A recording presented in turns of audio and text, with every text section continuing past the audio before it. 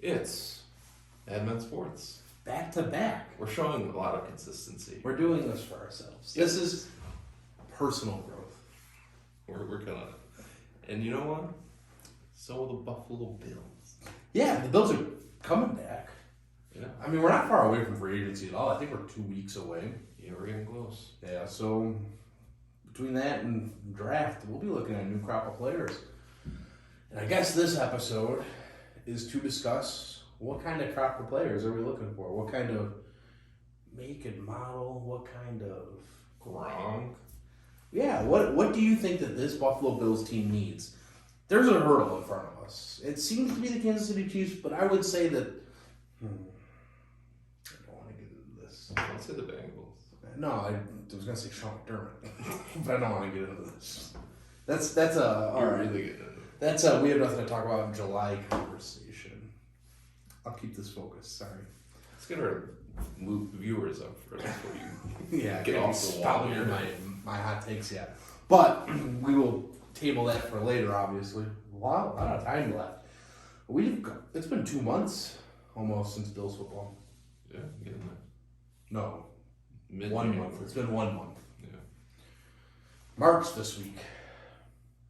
Free agency starts March 16th, I believe. Let me just double check that real quick off the phone right now. Yeah, no problem. We just bought a chandelier. Did you? Yeah, Nice. for the front room. Oh, nice. Free agency. NFL free agency start March 14th. 14. So from the 14th to 16th, the agents are allowed to negotiate deals. It's not, me and Jake were talking about this recently, it's not like what it used to be, where at 4 o'clock on a Tuesday, boom, people are showing up on people's doors, looking to sign you, people are getting on airplanes at 4 o'clock on Tuesdays. Those days are dead, which suck. Honestly, it sucks. I loved that. Mm-hmm. That was the best part of free agency, hands down. The combines this week. There were some issues going along with that. There were. But this is probably where the fake negotiating happens, is at the combine. This is the fake negotiation window because it's 10 days before the 14th to the 16th is that negotiation window for the agents and the GMs to hash out something. I think that the Bills, we'll get to the Saran Neal, that happened this week. I think that the Bills will have some movement this week that we will talk about. Maybe emergency movement, we don't know. That we might have an emergency pod this week. But I think between this Monday pod to next Monday pod, there will be something to talk about in terms of roster changes because we'll be looking down the barrel of a 14-day window, maybe less of this is when the roster starts shifting. And I think there is some moves to be made. This is our free agency preview. This is our mold of the Bills additions. This is who we want and what we want for the offseason. Obviously, next week will be preview free agency. The following week will be, we are sleeves rolled up. We are talking about what's going on with free agency. Depending on the severity, of course, we mentioned it last week, we may be going Thursday night pod. There's breaking news. Bills trade for Aaron Rodgers. They're going to run a 2-quarterback system. Good luck stopping us. I think That automatically means Devontae Adams as well. So, boom.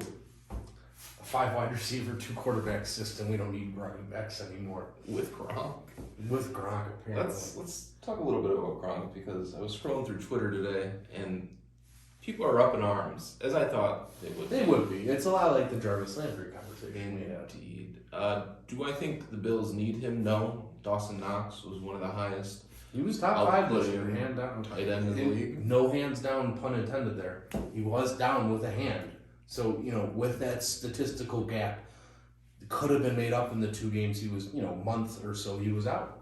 Do we need Through a 2-point to conversion. focus on the Trey White thing? I look at it this way, and this is in all seriousness. If Trey White is fine with it, obviously other things need to line up, then you should definitely look at him. But if there's some weird beef, it's going to cause tension in the locker room, don't touch it. I think in terms of whether or not the Trey White conversation has happened internally, it has happened.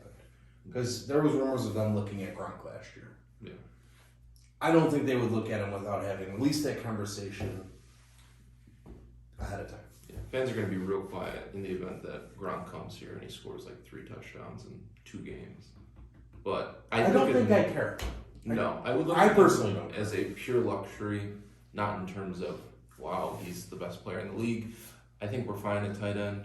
I don't think Gronk needs the money. I don't know if he's necessarily played the last 2 years in terms of a market rated contract. He just seems to be enjoying himself at this moment, no matter what he's doing. And I think there might be a little bit in his loins to be like, I could play for Buffalo, win my hometown back a little bit, sell some jerseys, become kind of a Williamsville guy once more. Yeah. I think there could be a little bit of a lure to it. I don't think that he plays outside of Tom Brady, period. I think the only matter is the only place I could see him without Tom Brady would be Buffalo. And that's not me saying, oh man, Gronk is dying to play for the Bills. I just think that he doesn't seem like a guy that loves football.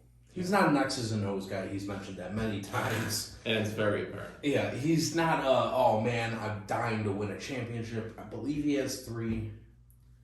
There's really not a lot left on the bone for Gronk. Yeah. I mean, he pretty much coasted through last year to the playoffs. He wasn't very, he had some great games, but he gets injured. There's another part of it. I just think that there's not a lot left on the bone for Gronk to play football. If he were to, I think the Bills would be one of those few places that makes sense for him to go and be like, yeah, okay, I could see him wanting to still play. It would truly be for shits and giggles. I mean, yeah, without whispering it, it would 100% be for shits and giggles. I couldn't see him being like, I need one more. There's nothing. There's no urge. The guy wants to do USAA commercials. He wants to. Does he have like a WWE contract? Yeah, he wants to go woo with Ric Flair and I would think to do that. Ted DiBiase. But I just think that if you see Gronk in an NFL uniform this year, it's either in Kansas City. Sorry to bring that up. Or it's in Buffalo. I just think that or maybe Green Bay even. I just don't think there's a lot of places where you could see him playing and being like, yeah, I want to go play with Blake Bortles, or I want to go play with Danny Dimes. He's going to play with someone that's established, which right off 25 teams right there. Yeah. I could see him having a lot of fun in Vegas. But they have Darren Waller. But tell me a more marketable Vegas guy than Gronk. That wouldn't end well for him. It probably wouldn't. There'd be a little bit of an overlap of, hey, you're partying too much, Gronk, to, hey, he'd miss. I don't think he'd show up for practice ever. He'd miss a game or 2. But that's kind of what I mean. Like, there's not a lot of places I could see him, and it would make sense for both parties. That's kind of what I'm getting at here. I think Green Bay makes sense. Aaron Rodgers is always bitching, I want weapons. And you know what? Cannot believe how many few weapons he's had in his career. You think about a guy like Ben Roethlisberger, all right? Emmanuel Sanders, Hines Ward, Mike Wallace, Juju, Claypool, Antonio Brown. The list goes on and on. Santonio Holmes. The list goes on. So you're telling me that Jimmy Graham isn't a weapon? The list goes on and on for Roethlisberger, but a guy like Rodgers has had, Greg Jennings for the bookend of his career, Devontae Adams. I mean, he begged for Randall Cobb to come back this year. 3 times. What are we talking about? I mean, Rodgers has had no help. So could I see the Packers being like, well, let's go see if we can get Gronk in here for a bare minimum contract? Or could I see Patrick Mahomes saying, hey, go get me Gronk? And then, they go get him Gronk, and then it's the Kelsey Gronk show. I'm going to clip that. That's going to be on Twitter. But then it's the Kelsey Gronk show, which I could see because then it would be like, oh, we're the 2 greatest tight ends of all time. High five. We're the tag team WWE. That's the type of, okay, I could see that happening. Or it's, I'm going to go to my hometown where maybe everyone loves me. I'm going to make them love me. I'm going to bring a Super Bowl to a place where I grew up that never had a Super Bowl. I could see that fire being in him. Do you know how annoying that would be if we need Gronk to win a Super Bowl? That was the curse. I don't think it's the curse. I think prevent defense with 13 seconds is the fucking curse. But that's, like I said, we're going to worry about that when we don't have anything to talk about in July because I need to take that break off anyways. Which, don't get me started about what happened in Tampa Bay, which is really what broke my back during the podcast season. But, so as we were saying, yeah, I didn't think we'd spend 3-4 minutes talking about Gronk, but I find it fascinating that, the betting markets, which I always say, that's what I always say, they're not closing casinos, okay? They're never wrong. They don't want to lose a ton of money on the Bills getting Gronk. True. So they've made them the betting favorites. So let's get off of micro and we'll expand into the macro. What offensive position groups? I was thinking, geez, the dirty jobs guys, Mike Rowe. What position groups do you think need to be addressed in free agency? Well, I think it goes without saying, Mitch Trubisky's not coming back. I think that creates a very interesting backup position. Because I do think you're in a Super Bowl window still. And I think the point of getting Mitch Trubisky was we need to upgrade in case something happens with Josh. Find an upgrade for him there. So I would press to say that quarterback 2 is probably a dire need. So Josh Allen's on vacation. Do you know who he was vacationing with? Christian Kirk, but I do want to talk about that, but not right now. And Kyle Allen. Sam Darnold. Let me nip that in the bud now. Sam Darnold's on an $18 million guaranteed contract with the Carolina Panthers. The Panthers, long. 1 year. Now, Carolina Panthers are morons, but I don't think they're going to eat $18 million for him to play somewhere else. They are morons, but I don't think they're so stupid that they're going to pay a guy $18 million to go play somewhere else. Say it for a third time. The Carolina Panthers, confirmed morons, don't think they're so stupid that they would go and pay a guy $18 million. They're morons, though. $18 million. Try to picture that shit for a second. No matter what he does, he's getting $18 million. But from the Carolina Panthers, guaranteed, because they picked up a 5th-year option after the trade. They are morons. Can confirm. Yeah. So I do think QB2 is a problem. Yeah. I do want to get into this because you brought up the whole making moves, vacation thing. Mm-hmm. My wish list for free agencies on offense. I haven't even thought about defense because I'm just very unhappy with the defense. Period. Full stop. That's the sentence. I think Cordero Patterson at the running back switch knife position is a dire need for the Bills. And I'm not saying need is like, oh, we're off. We lose. I don't think anyone. The Bills are going to be a playoff contender no matter what. They're probably going to.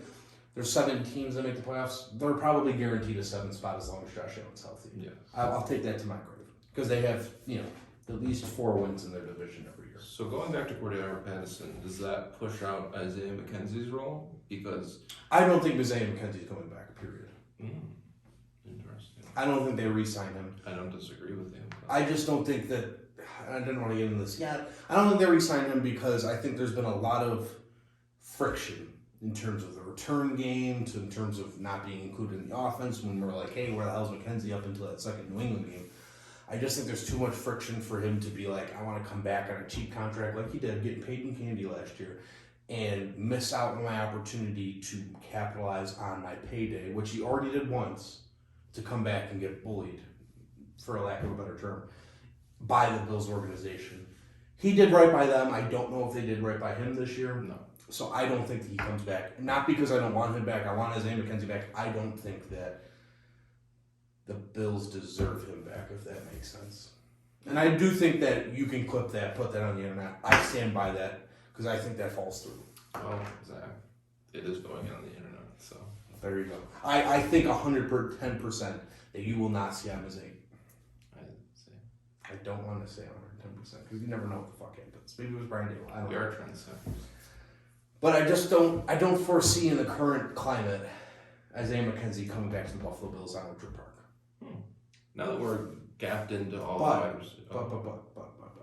So I don't think Cordell Patterson eliminates that. I do think that he has rapport from Minnesota days with Stephon Diggs. Mm-hmm. I do think that he is exactly what this offense might need in terms. Listen, I think Cordell Patterson checks off at least 4 boxes, and I'm going to go through 4, maybe 5 right here on my hand. Kick returner, he is your kick returner. Punt returner, he is your punt returner. No Micah Hyde anymore. It doesn't get you anything besides a caught punt sometimes. Running back with speed. That's big. A wide receiver at times. And you're the Isaiah McKenzie role. I think he takes care of 5 things with one person's contract right there. That's why I think that if you are in your Super Bowl window, which you are the Buffalo Bills, you go and get Cordell Patterson because he checks all of your boxes. And that segues into my most I'm still important not position. done with my 2, and I'm so sorry. But you know what? You segue, and I'll add this. Awesome. Mine's guy's still right here. wide receiver. Perfect. Due to the fact that we have Emmanuel Sanders. Gone, retired. We don't, assumably retiring, but we don't know. We have Cole Beasley on the other side of 30. Who probably needs a contract restructuring in order to stay here. Yes. Not that I think he's a bad player. I don't think. He caught 70 plus passes this year. He was hurt with a broken rib almost all year, and he's a reliable target. True. Then we look at Stephon Diggs. We have Gabe Davis, and that leaves kind of like an opening here. Yeah. There's definitely a big drop off between those guys that I mentioned, and then the like Austin Proles, the Jake Kumerows, Isaiah Hodgins, which I'd love to see come through one day. One day, but I did say post draft podcast, Gabe Davis was going to be that guy that day. Yes. So I hang my hat on that one. There's a hole, probably the most glaring hole, especially in the next 2 to 3 years. So why not get ahead of the problem? Absolutely. So if you insert Cordell Patterson, that probably replaces your Isaiah McKenzie need, which I think. One step backwards on this. I think bringing in Emmanuel Sanders last year was the right move. However, I think the way he was fitting in this offense held back where you could. I don't think he held them back personally. I think that there was a lock on what I needed to see out of Gabe Davis at certain times because they were trying to make Emmanuel They were Sanders really forcing him the ball. Which at times in the Kansas City game scored 2 touchdowns. There was times where Emmanuel Sanders was, damn, he's good. He produced. And then I think this brings in this guy. What do you got? What do you got here? He is the other half of my 2 players on my wish list for the offense. This little guy right here is Christian Kirk. Oh, hey, small guy. He is a little bit smaller, but I think that he is a friend of Josh Allen's. He's going to be able to create a rapport, a strong communication there. And I think that if you want to move Cordell Patterson around, he replaces your Emmanuel Sanders role. And that way you have some assurance on what you're looking at outside of the Gabe Davis, Stephon Diggs, and maybe Cole Beasley. And I only say maybe because he's such a wild card, as we found out this year. He's a little bit of a wild card in terms of the mental capacity some days. Exactly.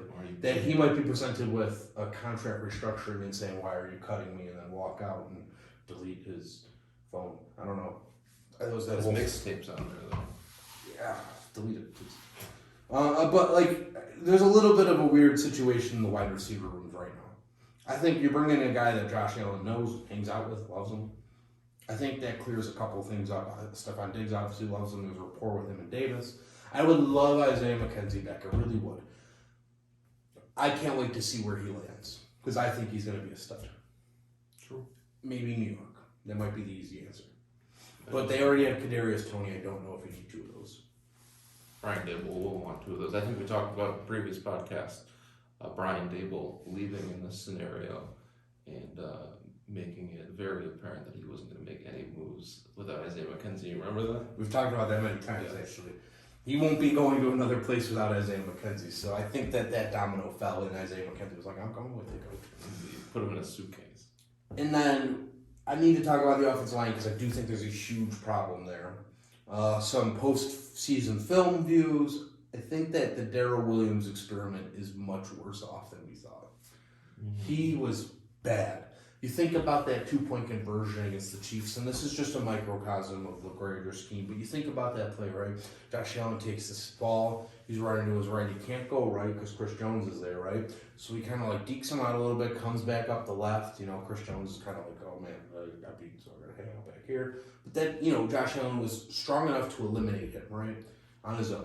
But how did he get back there? He came through Darrell Williams. And I think that there's not many situations where I think I can keep having that happen. Josh Allen's only going to be a dominant runner for about 2 to 3 more years.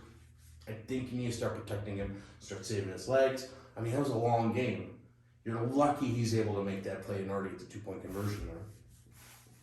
So I'll probably go out on a limb and say I need an upgrade there. I want John Feliciano's cap off.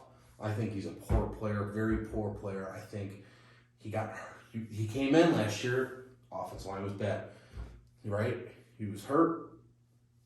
Offensive line didn't make it much better, right? They started moving in the Bucker. and they brought in Bates. I think they should re-sign Bates this week, honestly. Keep an eye out on that one because he's a restricted free agent. I think Ike Bucker's also a free agent. Look to see that happen as well. I think they moved Feliciano's money off the books to give to those two guys, which, if we're talking about a numbers game, if you can pay two guys who are very deserving of it over a guy that couldn't crack the lineup after his injury on a bad offensive line, then you're doing the right thing there. If you can take his 13 divided by 3 is $5.2 million contract and split it up into those two guys, you're probably happy. Yeah, and I want to preface this by saying the last quarter of the season in the playoffs, offensive line did look great. And that is Bucker and Bates contributing to the fact that John Feliciano wasn't not a part of it. What did he tweet? He tweeted something fucking. Can't wait to prove everyone wrong again. By not being on the Buffalo Bills. Fingers crossed, right? Fingers crossed. That would be great. I mean, we think about Quentin Spain. He left, talked a lot of smack about it. And then shit the bed. And then Super Bowl, the biggest stage, biggest game, biggest play of the year. Starting to lean on your ideals that we don't need to take up a roster spot with a long snapper. I won't elaborate, but that's my feelings now. You think that we should get rid of a long snapper? Yeah. I've said that in the past. I'm not going back on you now that you brought it up. It's our Twitter. I'm not going back on you now that I brought it up, okay? But Uh-oh. I think if you can keep a spot, it's like the whole punter, kicker, long snapper. If you can keep continuity of those three, keep it. I'll shut up about it. Keep it. We don't care, right? If we're not making mistakes on that side of the ball, then who cares, right? I do think that Matt Hawk is gone. I think you draft the punter. I think you draft the punter in the second round. No, I just think you draft the punter. Yeah. Let's go into the defense. I'll go first with my positions that I would like upgrading. And I think the easy answer is cornerback. I'm going to stay away from that due to the fact that Dane Jackson, Levi Wallace played lights out given their opportunity. I'm going to go with safety due to the fact I don't have exact ages, but Micah Hyde and Jordan Poyer been in the league a long time. I don't know how many years they have left in the tank, so I think that we should at least start to visit that position as an area of need.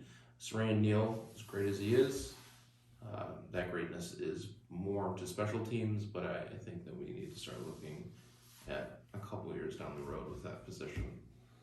I would agree with the safety pick. I would say you probably have at least 1 to 2 years of elite play out of those two. Sure. It's very short-sighted in my eyes. But if you want to stay away from that, I could understand. I do agree that you probably need to take a pick there. You know, Jaquan Johnson's pretty good, but is he going to get you that level of play? Saran Neal's pretty good, but he's almost to the point where I don't know if he's going to get you to that play. So keep taking lottery picks there. Keep, the more chances you have to win, the better your odds are. I like linebackers. I think you're probably losing AJ Klein this year. I think he's carrying a 5.1 cap deal that you can save if you get rid of him. I imagine that 5.1 is going to come in handy. So I probably think AJ Klein may be subject to elimination there, which is a shame. I really do think he brings a lot. But I think that the Bills are in a spot right now, and I should probably start at the pod with this, or the show with this. I think the Bills are in a spot where you can get guys to come here and play for cheap. Yeah, we're definitely into that territory where we're becoming a destination. Yeah, so if you can get a guy that brings some kind of stability at the linebacker position, maybe AJ Klein's like, I'll play for $2 million, and maybe that's something we can visit. But I do think AJ Klein has a very good chance to be a starter elsewhere, because I do think he's a very good player when he's called upon. They already signed Terrell Dotson. They already signed Saran Neal. They're looking to keep their own guys, but on the cheaper side. Those two guys are very good. At what they do. They're good at what they are. Special teams to playable defensive players. Not starters, but they're playable. Mm-hmm. Much like a Dane Jackson situation. Special teams, but playable on defense. I think that you can probably assume that the linebackers see some kind of change there. Maybe we don't bring back Tyler Monica, but she's got a little bit of a weight in there. I think you could probably save maybe $7 million on your linebackers if you get rid of two guys, which is really something you should really observe a little bit there. You know what I'm saying? I refuse to put any more resources in the defensive line. You're going to hate what I'm going to say then. I hate it already. I think you go out there and get Chandler Jones. You're losing Jerry Hughes. You're losing Mario Addison. You need a veteran leader who has proven to get to the quarterback. Now, I don't want to take anything away from Jerry Hughes here. He's got great pressure stats. I need a guy that can finish. Finish. Don't be a step. Oh, man, I was a step away from getting a sack, but I got a pressure. I want a guy who's got the length, which I believe Chandler Jones is 6'7". Sounds about right. Yeah, so he's got the length. No doubt about that. I do think that you look to him as someone that can change the pace of your defense. He's 6'5", he's from Rochester, he's 32 years old. I don't know where he's from Rochester. Went to Syracuse even. I mean, you really, if you're looking for, hey, Western New Yorkers, come back to Buffalo, win us a championship, you're looking at Rob Gronkowski and Chandler Jones, the former Patriots, coming to Buffalo and giving it their all one more time. That's probably what you're looking at there. His brother is Jon Jones, the UFC fighter that we all know about. He was in Arizona last year with 41 combined tackles and 10.5 sacks at 32 years old. I just hate 31 years old, just turned 32. the amount of resources over the past, I don't know, 5 years that we put in the defensive line. It seems like every big draft pick, every big acquisition has been a defensive lineman. Yeah, and listen, you're going to have to pay for a guy that just did 10.5 sacks. However, I don't think you can keep going about yourself. But I need something to step up here. I know year 3 is the big year for the McDermott system for guys to really take a next step up. AJ Klein or AJ Epinesa, can we really expect him to take the third-year step when he really hasn't done anything the first 2 in terms of size? He's very disadvantaged. Greg Rousseau is a very high-motor player, but I don't know if he's all there mentally in terms of his game yet. I could see him being a 3-year breakout player, much like Ed Oliver did this year. I would say AJ Epinesa definitely played a lot better than he did his rookie year. And Mario Addison... Another step forward, and 100%. Definitely spoke high praises of AJ and has high hopes for him moving forward. So... Yeah, and you look at, young guys on the line, you probably got Star one more year. I believe his contract's guaranteed because of something. He took a year off, which pushed everything back. This would have been the year where we don't have Star. And then Harrison Phillips. Harrison Phillips has definitely cemented his spot on the defensive line this year. He played quite well. Yeah, I wonder what they do with him. I really do. He does become an interesting folk for me. I really don't know what they do. He's a Kyle Williams Jr. He's a fan favorite. But you're going to spend the money to keep him. Workhorse. I guess that's really my question. I don't think he can ever demand anything more than halfway decent money. He's not one of those players. He's a journeyman, I presume. See? What do we got? Yeah, I'm looking at Star's contract right here. Potential out 2022. Which is this year? 2 years, 5.8 million. Dead cap is 7.7 million. He's probably sticking around. Yes. You could maybe see him restructure his money. I think that's the only thing I could see him Did he do that 2 years ago? Like the year before COVID, 2019? Didn't he restructure already? Must have, yeah. Obviously, that doesn't count out the fact that he can restructure again, but... I mean, it's amazing how much money he's going to It make really from the is. Bills. Hmm. His money he's going to end up making from the Bills is pretty drastic. Which is a guy, listen, I do think he brings value. I think that in 4 seasons with the Bills, he's made $31.8 million. Yeah, and he's got 2 years of at least $13 million left. I hate that. You pay for a more productive player on paper with $31 million. I mean, at the end of it, we're going to be talking about $43 million. We're going to be looking at a $44 million guy. That's a miss. With that money, that's a miss. 100%. I agree. I do see him as a very valuable player. I know what he does in the run game, but you're paying someone big money like that, you're going to want the stats to prove it. Yeah, and I do think that kind of comes up with this Harrison Phillips situation. I think that, you're going to need to pay him if you want to keep him. But you gotta look at comparables. Are you going to be bringing back about $6 million a year for Harrison Phillips? No. I can't afford that. I'm already giving that to Star Wars. I can see Harrison Phillips playing here for 10, 15 years and making half of what Star Lotulelei made with his tenure at the Bills. You're going to have to sign him, though. That's the problem with it. Yeah, you sign him $2 million a year. His projected next contract, $6 a year. Yeah, that's bullshit. Then cut him. That's not. You don't have to cut him. He's already free agent. Cut. Yeah. Let him go. Do you? Let him walk. But then are we talking about getting a big guy on the defensive line in the draft, which I definitely hate? My perfect scenario is I trade my first round pick for a proven commodity. So I'm talking about Danielle Hunter. I don't hate it. He might fix your Daniel Jones situation, or Chandler Jones situation. What was I saying? Daniel Jones? He might fix your Chandler Jones scenario that I'm doing there. His contract's pretty steep, but you could maybe restructure your Brandon Beam. Big baller Beam. Yeah. No one else could do it if you can. You know what I'm saying? Facts. So I think there's a lot for the Bills to do here. I'd probably say AJ Klein's gone. Let me look up the numbers. We got time. It's our show. We got time. We run this. What are we at right now? 31 minutes. Oh, wow. Oof. Feels good back, huh? It will take a long time if it goes past 40, so we got 9 minutes. Oh, that's plenty. I'm going to tell you right now. So AJ Klein's dead cap if cut.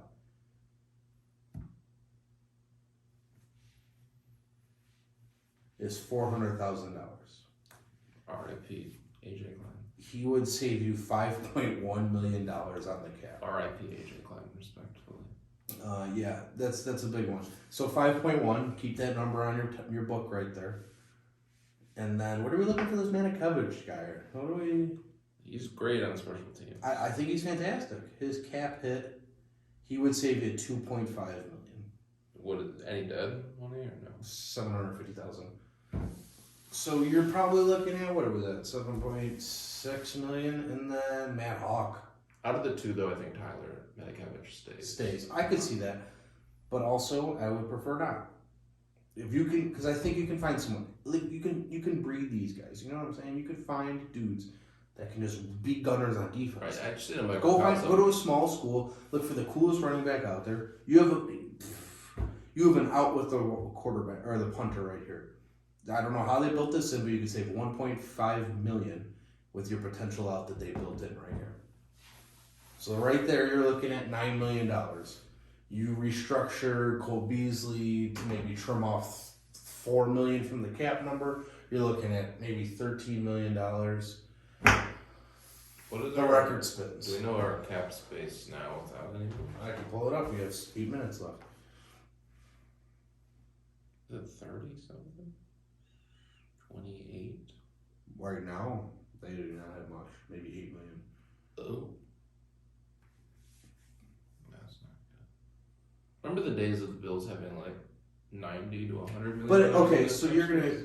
Okay, so they have 9.8 million. So whatever number I gave you, add 10 million onto it, right? So 18. We're looking at 18 to 20 million. They'll probably do some other funky stuff.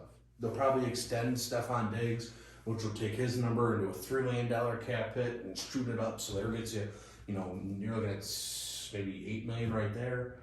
I mean, you're about to find the Bills having $26 million in cap space by it's all said and done. The numbers are going to move. And they were willing to do it last year when they were looking at getting J.J. Watt, which really, that was the last podcast before shit got really weird for you and I.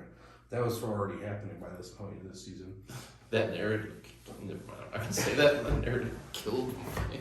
No, it didn't. But I'll go back to this as well, but I think the Bills can do whatever they want, and they'll probably continue to do whatever they want.